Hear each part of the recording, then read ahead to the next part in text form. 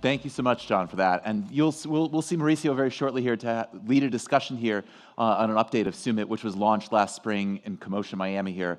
So we'll hear more about that program and its attempts to create innovative and scalable new financing mechanisms for urban mobility. But first, returning to our theme of technology, I'm a fan of the writer Joel Garreau, who wrote the book Edge City almost 40 years ago about sort of the new urban forms that were taking place then in the late 1980s and early 90s. And Garreau had a great saying that every city is built around the state-of-the-art in transportation technology at the time. Well, in the last 20 years, the state-of-the-art in transportation technology has been the smartphone. The ability to be able to coordinate mobility here, as every person a sensor and every person a potential supplier. And the logic of the smartphone created the business model known as disruption, as various entrants in the private sector sought to basically overturn other models. Cities had to learn how to write their own software, had to learn how to deploy their own regulations. And you'll hear from one of the leaders of such organizations here that are coordinating those kinds of networks of cities like Mayors in Motion. But what about AI? What are the tools that will be brought to bear on this? And how will cities respond in their own way? And that's, of course, one of the themes of the Sentient Cities track here at CoMotion Global.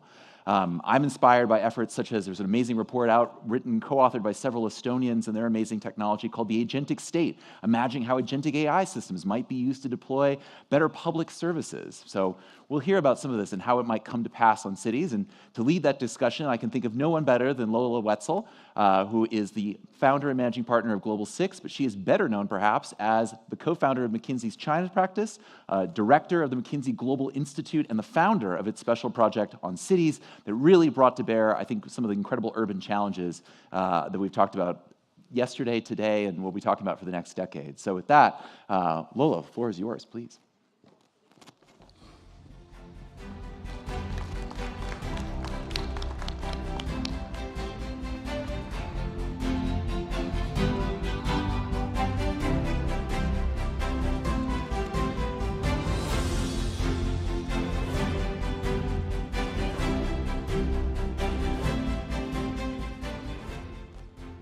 Thank you, Greg. Always a pleasure to be with fellow mobility aficionados and those responsible for it. So today we're going to talk a bit about governance, a topic which has different reactions depending on where you sit.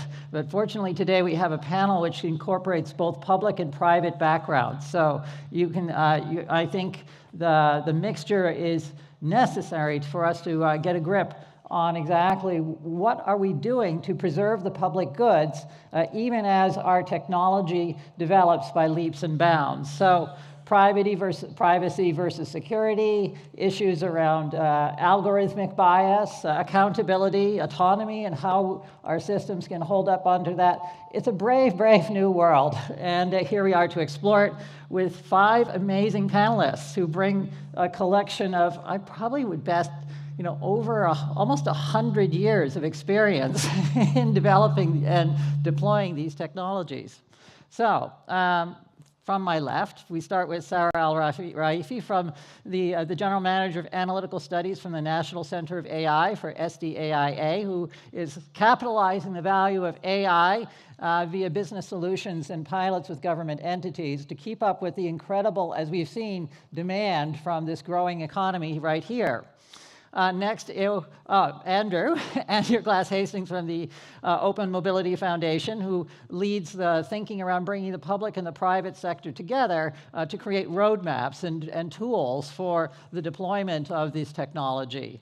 Eugenio, amazing Deputy Mayor of Rome for Mobility, has been a survivor of Italian politics, can I say that, for decades now, and leads mobility, of course, for the Eternal City. Gemma, Schepers, the project manager for smart mobility of the city of Amsterdam, has been in the forefront of developing thinking around a roadmap, again, for cities to put their data to good use to try to create this integrated mobility platform, which then I think has some very interesting governance implications of signing up for that. And last, but by no means least, Shaz Umer. Shaz is from the United States Department of Transport, where he is a U.S. he's essentially the transport policy leader, though I don't think he would want me to say that. So he's the Director of Strategic Initiatives for Secretary of Transport's Office of Research and Technology, covering everything, pretty much, from AV preemption to low-altitude economy. The list goes on, and I think in that context, he's very much responsible for shaping the next generation of mobility for what is the largest economy on the planet. So welcome. I'm very glad that we're all having this chance to chat together. As I said, new technology, we've already been seeing some of it on the innovation stage. We've seen it start outside. And we know that it's there, it's coming, more is coming, and it's going to be scaling as well. So how are we going to handle this? How are we going to unlock all that innovation while preserving the trust, as we've been hearing, that makes a city great? So if I could start with you, Sarah, I think that, we have had let me start from the fundamentals, I think. The essential building blocks for data governance. What do we need to have in place? As you have been experiencing in putting these pilots together, what are some of the key things that have to be there in order for deployment to happen? Of course. Thank you, and thank you for having me. Maybe the short answer to this would always be access to high-quality data.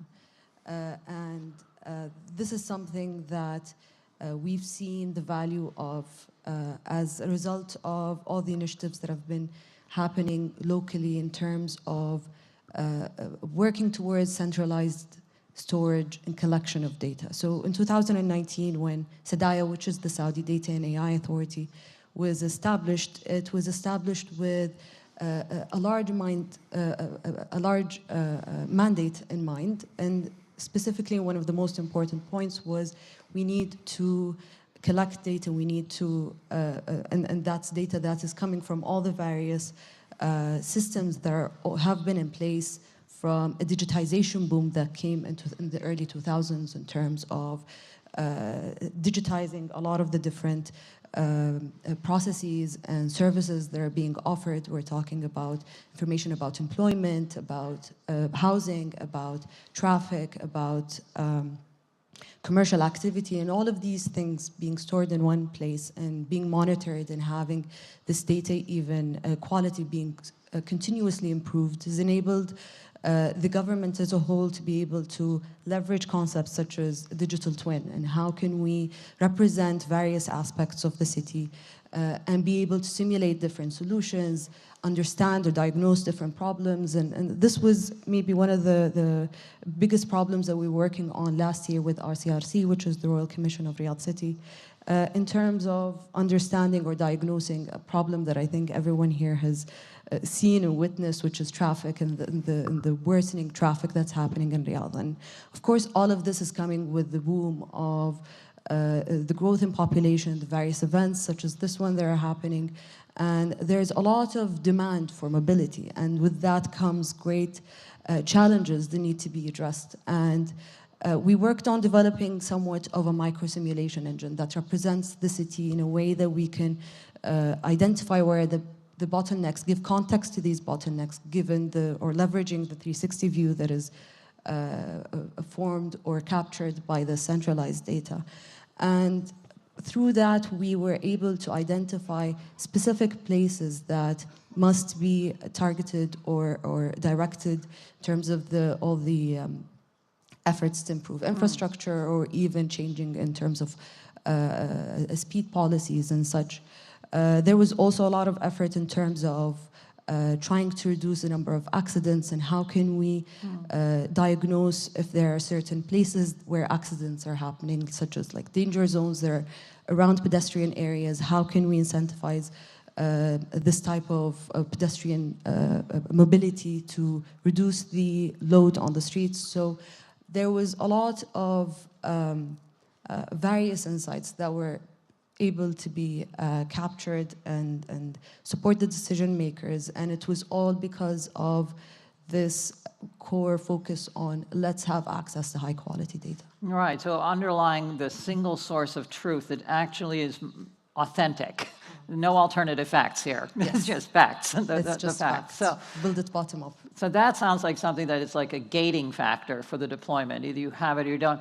Turning to you, Andrew, I mean, you deal with many different cities to come together. What are some of the areas where you see their reach exceeds their grasp, or the regulations are going a little bit ahead of the capabilities, or the other way around, where the capabilities are way out there and the regulations are struggling to catch up? Where is the imbalance here? I mean, Lola, that's a great question. And at the Open Mobility Foundation, our ability to bring cities around the world together with technology companies and mobility operators to help modernize the management of transportation, the digitization of infrastructure, it comes down to a capacity. And in many ways, technology is moving faster than our public agencies can keep up.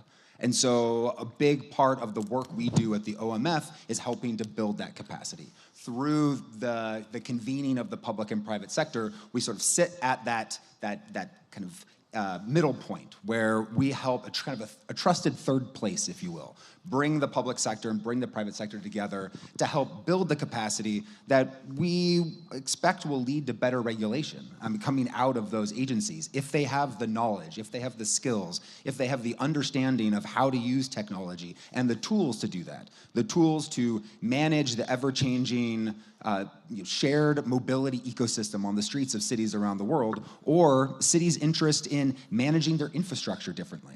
I'll use two quick examples. One, we'll talk about the infrastructure and curbs. Okay, curbs, generally a pretty mundane concept if you think about the small slice of concrete that separates the roadway from sort of the pedestrian area, the sidewalk or the walkway. But that curb is some of the most in demand, some of the most valuable real estate in cities today, and yet it's some of the most undermanaged. Primarily because cities around the world have been managing that space for the same way for the past 20, 30, 40 years. They haven't been able to digitize it in a way that enables them to manage it in a more dynamic way, which is what the kind of current system expects. And so bringing tools like the curb data specification, which is a standardized digital language for coding the curb, for taking cities' rules and regulations and converting them into a digital format that can be easily shared with the public, easily shared with the users of the curb, now allows cities to have a tool that comes back to regulation, to make the underlying rules and regulations much more usable, understandable by their own internal systems as well as those curb users. The other quick example that I would use more on the mobility side is cities needing to manage the ever-evolving world of shared mobility. We've talked a lot already in the past day or so here about autonomous vehicles. Cities wanting to better communicate out to whether it's AV operators or nav tech platforms like Google or services like Uber and others, what's happening on the roadway, how to avoid points of congestion or points of problems. And so cities are using the mobility data specification, again, this common two-way form of digital language, to communicate emergency response zones. When an emergency call comes in, the city's able to translate that into an API that is publicly available for the different kind of computer-enabled users to be able to understand, hey, there's a crash here. Avoid this area. There's a fire in this particular spot. The road is closed. Now your autonomous vehicle is going to route around that. Or your NavTech, your Google Map directions are going to take you in a different direction. Those are the types of tools that are going to lead to kind of better regulation by cities. I could definitely, my driver could have used that this morning, no question. And so we've got data, we've got tools, and I'm also going to hang on to the image of the Starbucks of transportation policy, the trusted third place. Come to OMF for that. Great. Eugenio, the Jubilee of Hope. Is there hope for Rome's traffic? How have things been going to, as you nicely put it one time, to defeat the dictatorship of the car and move us to the democracy of shared mobility? How is it? Well, it's quite tough challenge is one, but I think that from the Jubilee, that is an extraordinary event that comes every 25 years.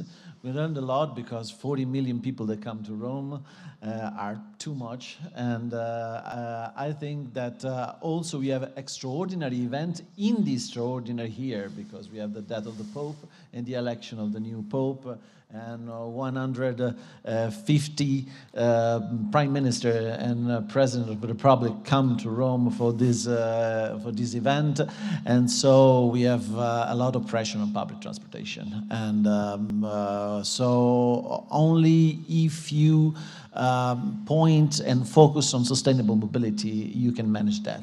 And so just trying to reduce the number of the cars in the city and the number of the movement of the cars in the city. But if you ask me which is the main problem of my city, I see the property of the car, not only the movement of the cars, because we have more cars than driving licenses. So that's a big indicative of a problem in itself, I think. So we have to point on public transportation, intermodality, that is that is a goal to reach, and so you have to increase the number of the vectors that you have in the city. So you have to have a public transportation, very good public transportation that is the backbone on which you base the mobility.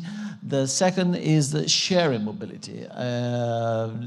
We were talking about autonomous vehicle. I think in a society in which the vehicles are autonomous, are electrical, are in sharing, because we have to decrease the number of the ownership car, and everything else, taxi, Uber, and whatever. If you point on multimodality, you can reach a mobility that is focused on the people and not on the car. And AI, technological system, are tools, but are not goals. I mean, are tools to reach the goals if you have goals to reach.